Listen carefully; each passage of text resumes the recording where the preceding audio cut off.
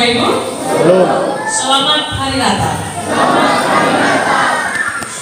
Mungkin mulai dari pagi Bapak Ibu, ada banyak orang yang sudah mengucapkan selamat Natal kepada kita. Saya aja tadi pagi, masih jam 5 pagi, udah banyak yang mengirimi ucapan-ucapan selamat Hari Natal. Itu tandanya sukacita.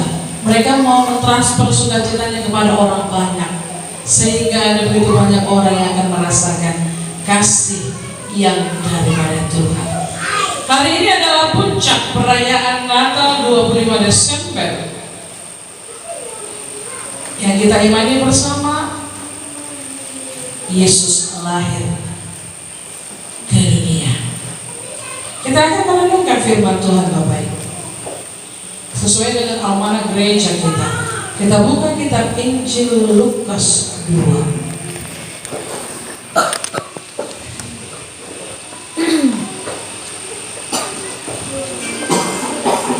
Ayat 8 sampai ayat 20. Saya rindu kita baca pergantian dan ayat 20 kita boleh membaca bersama. Beginilah firman Tuhan. Injil Lukas 2 ayat 8 sampai 20. Gembala-gembala. Di daerah itu ada gembala-gembala yang tinggal di padang menjaga kawanan ternak mereka pada waktu malam.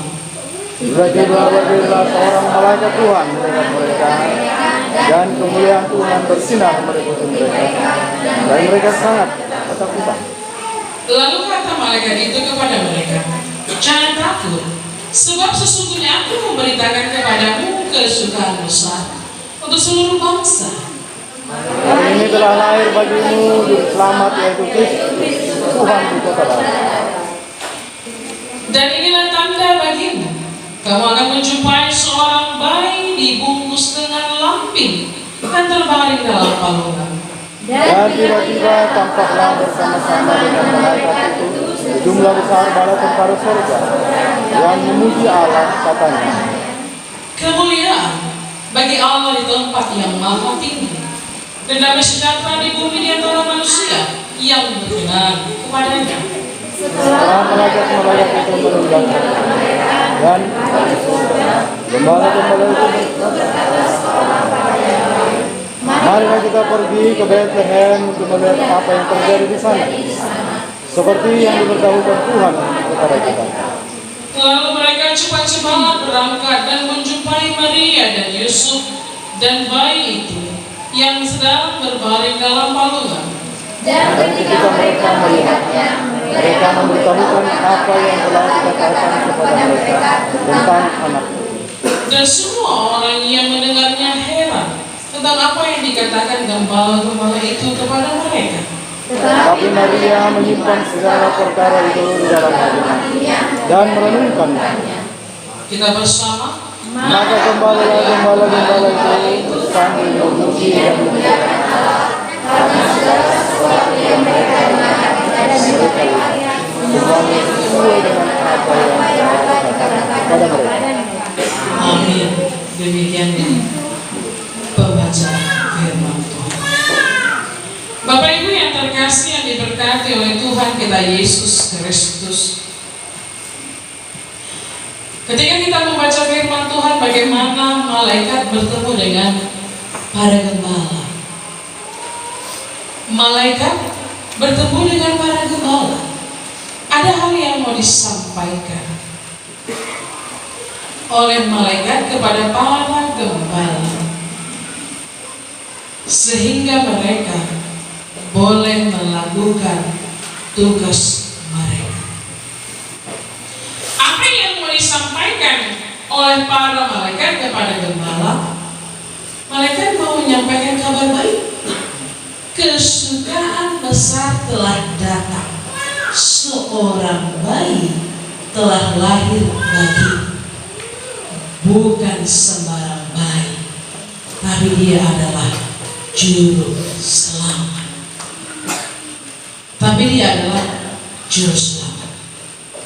Bapak Ibu yang terkasih yang diberkati oleh Tuhan kita Yesus Kristus, kalau kita bertanya, saya bertanya kepada Bapak Ibu, apa arti Natal? Apa pengertian Natal bagimu? Semua pasti memiliki jawaban masing-masing.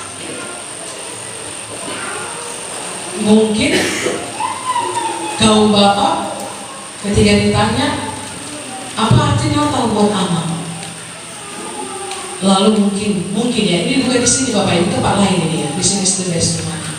Lalu bapak itu menjawab seperti ini, Natal itu bagi saya ini adalah saya harus memiliki 2 kali lipat pengeluaran, karena akan ada banyak hal-hal yang wajib dipersiapkan untuk Natal. Lalu ditanya kepada anak-anak, apa makna Natal bagimu? Ada yang menjawab, apa makna Natal bagimu? Baju baru untuk pendeta, sepatu baru, apa lagi? Berliturgi, amin di gereja. Itu jawaban mereka. Lalu kami tanya ibu-ibu apa makna Natal bagimu? Situlah aku memikirkan kue apa nanti yang mau kubuat, sahur mana yang akan kujumpai, dan baju yang model mana yang akan kubeli. Ini jawaban-jawaban ibu-ibu yang ada di tempat lain. Kalau di sini makna Natal ditanya ibu-ibu apa? Kelahiran Yesus Kristus sebagai juru selamat.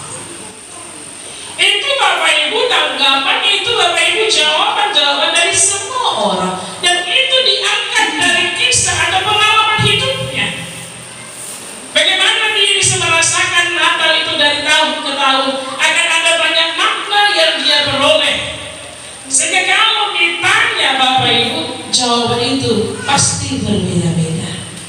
Tapi intinya Bapak Ibu yang diberkati oleh Tuhan kita Yesus Kristus, semua tidak terlepas dengan kelahiran Yesus. Kabar baik ini ingin diketahui oleh orang banyak.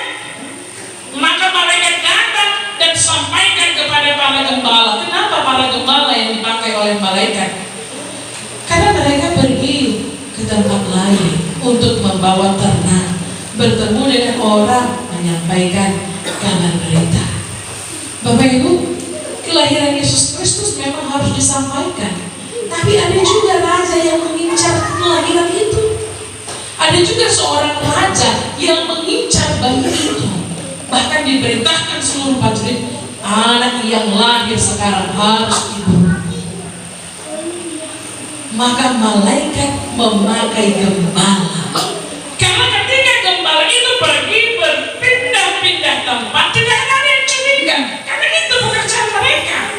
Mereka akan berpindah-pindah mencari rumput yang lebih bagus.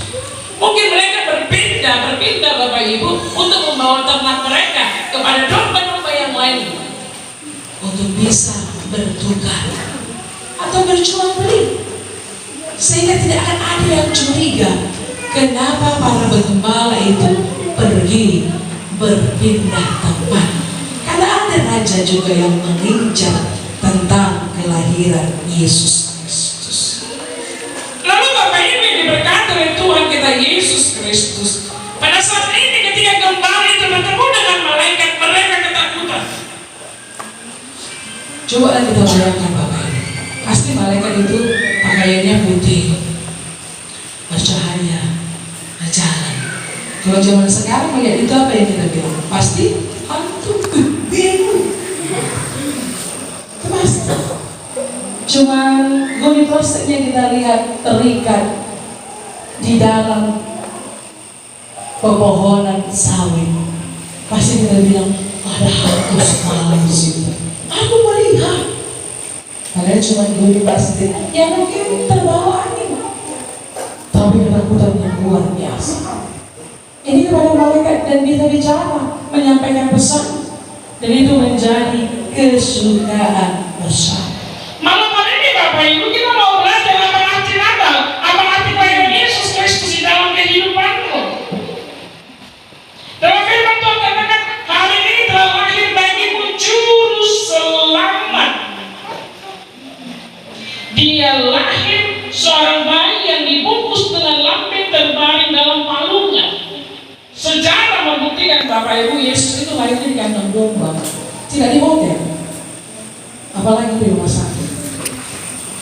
Kenapa Bapak Ibu? Sudah berupaya ya sebenarnya Yusuf dan Maria, agar Maria itu boleh melahirkan dengan layak. Pinoman di sebuah rumah yang mungkin lebih baik daripada kandang domba. Kalau kita kaji Bapak Ibu, kandang domba sungguh sangat menyedihkan. Anak pertama di tengah-tengah keluarga itu, biasanya anak pertama itu Bapak Ibu sangat ditunggu-tunggu. Karena mungkin untuk menunggu itu ada beberapa bulan, ada beberapa tahun-tahun yang digunakan untuk menunggunya. Sangat sedih pasti kalau anak pertama kita harus lahir di kandang domba, apalagi sang juru selamat. Tapi itu yang terjadi dalam kehidupan Yesus.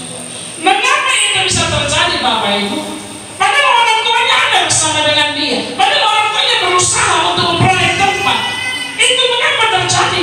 Karena begitu banyak orang-orang yang menolak Yesus ketika lahir di tempat, di hotel, di penginapan. Apa yang dikatakan mereka? Maaf, sudah penuh, cari aja tempat yang lain. Lalu Maria juga menutup pintu yang lain, sudah penuh.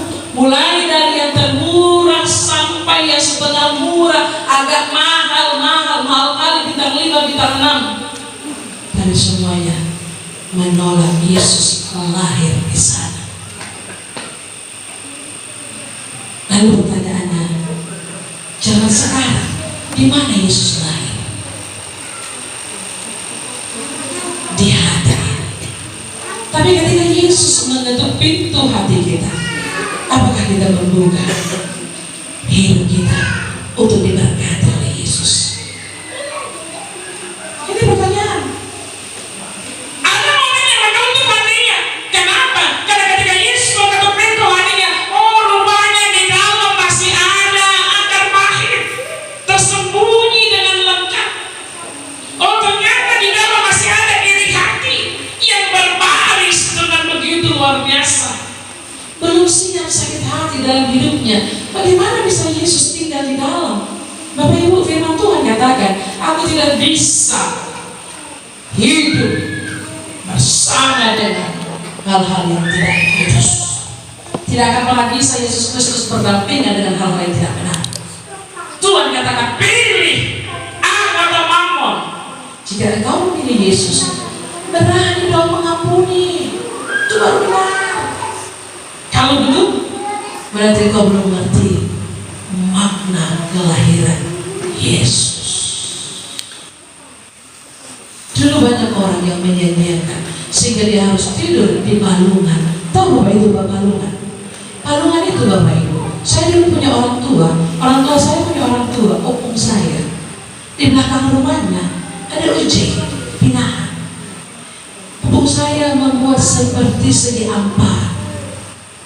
Disitulah diletakkan opung saya makanannya, makanan uji itu, lalu dimakan oleh peliharaan.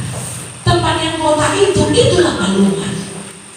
Bayangkan Bapak Ibu begitu kotornya itu. Tak pernah itu dicuci sama opungku. Cuma ditutupkan airnya, enggak, ibayu saya makan itu pinahannya sampai habis.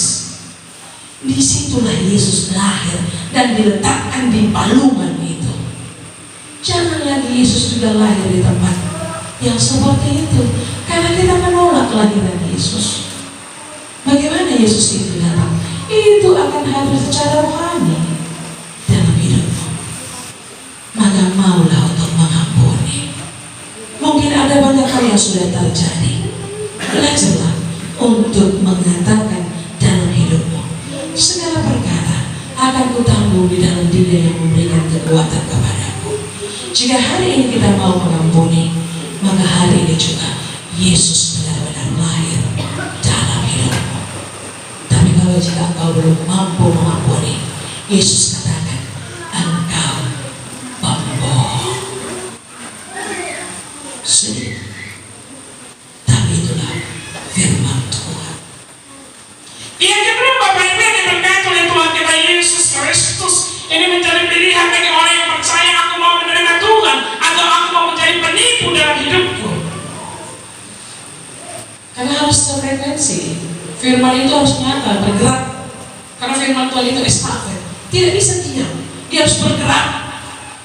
Makanya gembala yang diutus oleh malaikat, karena mereka bergerak untuk menyampaikan kabar baik. Itu juga yang sampai dalam hidup kita.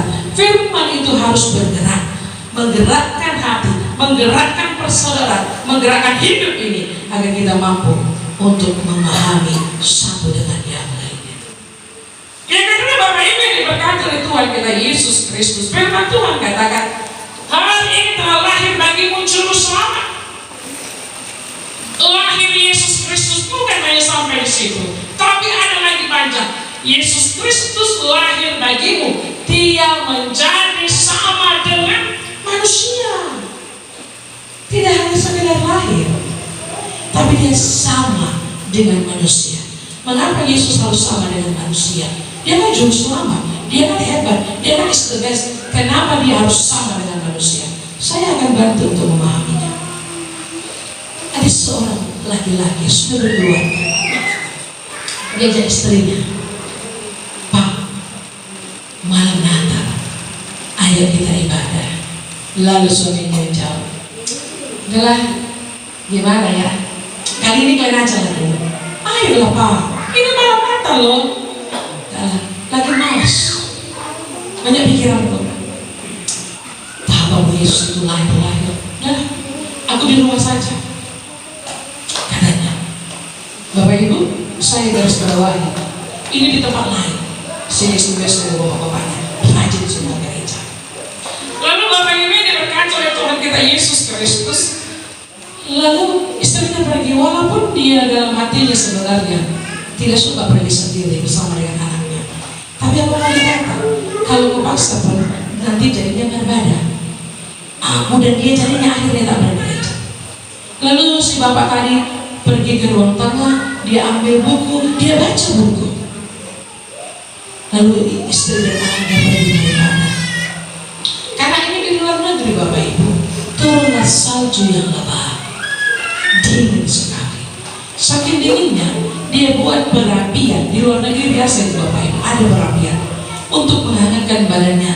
Lalu dia membuka buku, dia membaca. Ketika dia membaca Bapak Ibu, baru setengah jam dia membaca, dia mendengarkan di pintu kaca mereka bunyi dengarkan, apa itu?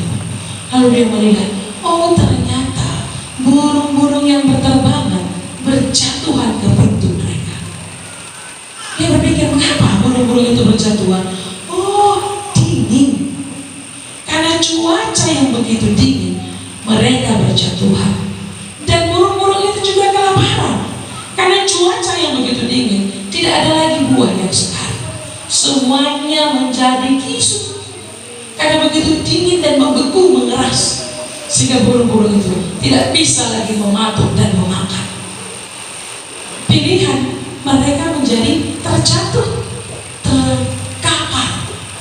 Hati si bapak tadi sedih, dia mau menolong, dia buka pintu. Ketika dia buka pintu Bapak Ibu, ternyata burung-burung itu dengan sekuat tenaga berlomba untuk terbang. Sedih hatinya, dalam hatinya, mau ku tolong ya kalian, kenapa kalian kabur? Kenapa kalian takut kepadaku? Itu dalam hatinya. Lalu dia masuk dan menjadi bahan pikirannya. Karena dia melihat tidak bisa menolong, dia masuk kembali. 10 menit kemudian terjadi hal yang sama.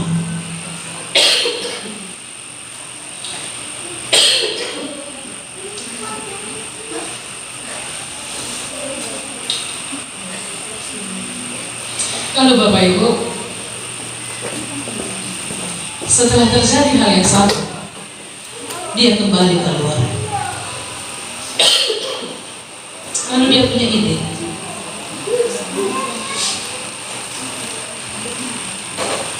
Idenya seperti ini. Dia ambil roti dari belakang, lalu dia taburi di samping pintunya. Dia tutup pintunya. Makasih Ama. Makasih. Permisi Bapak Ibu.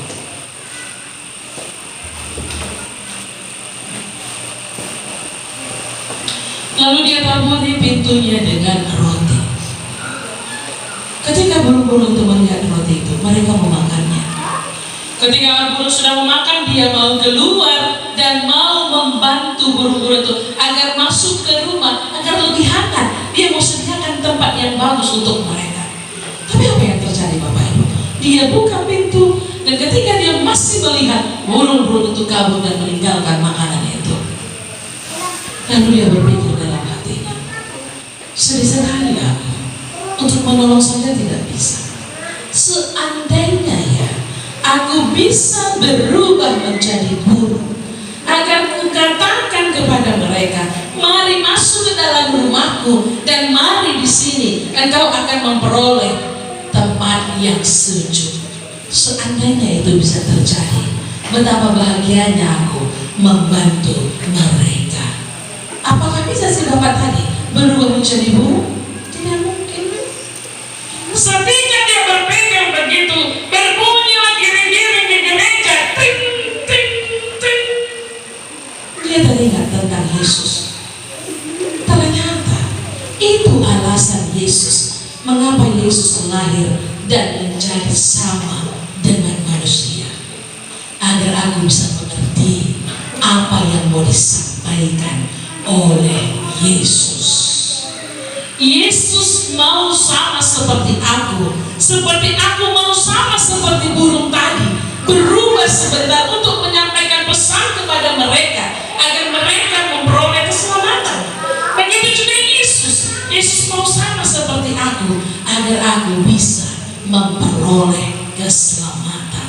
Itu mengapa Yesus lahir dan sama seperti manusia.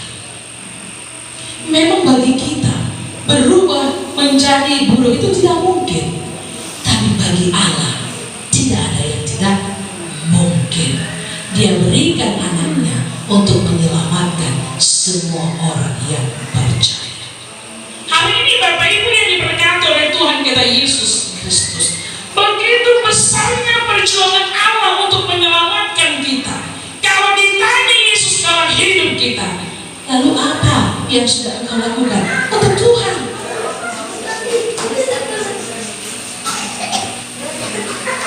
Lalu apa yang sudah kita berikan untuk Tuhan? Ayat 14 dikatakan, kemuliaan bagi Allah di tempat yang maha tinggi. Ini kerinduan Allah dalam hidup kita. Kita boleh menjadi kemuliaan bagi namanya, membawa sukacita, membawa damai sejahtera. Jadi jangan pernah Bapak Ibu kita sia-siakan pengorbanan Yesus dalam hidup kita. Jika ingin Yesus itu lahir dalam hidupmu, maka keluarkan yang tidak berkenan dan biarkan Yesus dia menyentuh hatimu. Lalu bagaimana dengan sakit hatiku? Jawabannya adalah biarkan Tuhan yang menyelesaikan untukmu. Biarkan Tuhan yang menyelesaikan untukmu. Jangan pernah lepaskan 9 hanya karena mau menggenggam 2. Tapi lepaskanlah 2 ini untuk memperoleh 9. Karena 10 itu adalah angka untuk Allah yang sempurna. Jangan perjuangkan 2 ini dan melepaskan ke 9. Tapi lepaskanlah 2 ini agar kita memperoleh 9 untuk menjalani hari-hari. Bapak Ibu yang diberkati oleh Tuhan kita Yesus Kristus, kelahiran Yesus Kristus bukan berarti setiap tanggal 25 Yesus lahir, bukan. Jangan salah lagi. Hari ini kita memperingati secara sederhana bahasa gaulnya yang ulang tahun dari Yesus sebenarnya.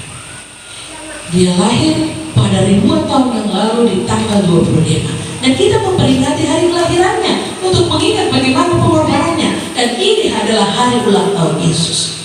Bapak Ibu pernah pergi ke ulang tahun? Apa yang pertama kali kita pikirkan? Kalau kita pergi ke ulang tahun, kita akan pertama kali pikirkan, kado apa yang mau aku bawa? Kalau anak kita diundang ke ulang tahun temannya, pasti ibu-ibu akan memikirkan, kado apa ya yang cocok, yang kuberikan, yang diberikan anakku untuk ulang tahun temannya. Itu pasti. Namun hari ini Bapak Ibu, Kenapa ketika Yesus yang ulang tahun, gak pernah kita berpikir, kado apa ya Tuhan yang mau kuberikan kepadamu? Tapi apa yang kita pikirkan? Semuanya bukan ke arah pada Yesus. Ke arah ini, Yesus yang ulang tahun, aku yang sepatu baru. Yesus ulang tahun, aku yang rambut baru. Yesus yang ulang tahun, aku yang baju baru. Yesus yang ulang tahun, aku yang pohon Natal baru. Tapi untuk Yesus, apa yang kita berikan? Padahal Yesus yang ulang tahun, pernah nggak kita merenungkan itu? Dan ini menjadi pertanyaan dalam hidup kita. Apa yang mau Tuhan inginkan sebagai kado yang kita berikan untuk Dia? Tuhan merindukan hidup yang baru. Apa? Damai sejahtera. Jauhkanlah dari kita bertengkar. Tinggalkanlah itu. Itu bukan datangnya daripada Tuhan. Hiduplah damai sejahtera dalam persekutuanmu, agar nyata melalui engkau nama Tuhan dimuliakan. Berikanlah hidup baru sebagai tanda bahwa kita memberikan kado yang istimewa kepada Yesus. Hidup baru yang diberkati, yang membawa kemuliaan, yang membawa damai sejahtera, sehingga dimanapun kita berada, orang bisa melihat Yesus benar lahir dalam hidupnya. Jangan ketika orang lewat depan rumah kita, suara pertengkaran yang didengar orang di dalam rumah kita. Tapi biarlah suara tawa, suara berbahagia, suara berbagi yang menjadi kunci sebagai tanda kita telah menerima Yesus lahir dalam hidup ini. Bapak Ibu yang terkasih yang diberkati oleh Tuhan kita Yesus Kristus, sebagai orang tua pasti kita menginginkan yang terbaik untuk anak kita. Itu yang dipikirkan Yusuf dan Maria. Tapi ketika dia melihat anaknya lahir di kandang domba, Yusuf dan Maria tidak memiliki tuntutan yang banyak kepada Tuhan. Dalam perjalanan hidup mereka berkata, Bapa, jika itu menjadi kemuliaan bagi nama Tuhan, kami berserah kepadamu. Kunci untuk kita bisa mampu menerima Yesus Kristus lahir dalam hidup ini adalah kendalikan diri. Jangan engkau dikendalikan emosi. Jangan engkau dikendalikan nafsu. Jangan engkau dikendalikan amarah. Jangan engkau dikendalikan oleh sungut-sungutmu. Tapi biarlah kasih Allah yang mengendalikanmu, sehingga engkau mampu membawa damai sejahtera. Yusuf dan Maria ikhlas melewati segala sesuatu. Meskipun dia susah, meskipun dia berat, tapi dia percaya kalau untuk Tuhan aku rela. Maka hari ini Bapak Ibu, apa yang sudah engkau kerjakan jangan pernah engkau sunggut-sungutkan. Katakan itu semua untuk Tuhan. Dan hiduplah membawa damai sebagai tanda Yesus lahir dalam hidupmu. Amin. Kita berdoa. Terima kasih Bapa di surga, kami bersyukur untuk sapaan Tuhan dalam hidup kami. Kami sungguh diberkati Bapa di surga. Hari ini kami merasakan Engkau sudah lahir dalam hidup kami. Tuhan Yesus, Engkau jamah setiap hati pada saat ini. Engkau jamah setiap jiwa pada saat ini. Agar kami rindu dimampukan seturut dengan kehendak-Mu. Apa yang menjadi kelemahan kami Tuhan, kami serahkan ke dalam tangan-Mu. Sehingga kami Bapa di surga tidak dikendalikan oleh iblis, tidak dikendalikan oleh amarah kami, tidak dikendalikan oleh emosi kami, tapi kami mau mengendalikan hidup kami untuk boleh membawa damai. Tuhan Yesus, inilah kami, utuslah kami, biarlah kehendak-Mu yang nyata atas kami. Hidup baru ini kami persembahkan sebagai kado yang terbaik di hari kelahiran-Mu. Dalam Yesus kami berdoa dan bersyukur.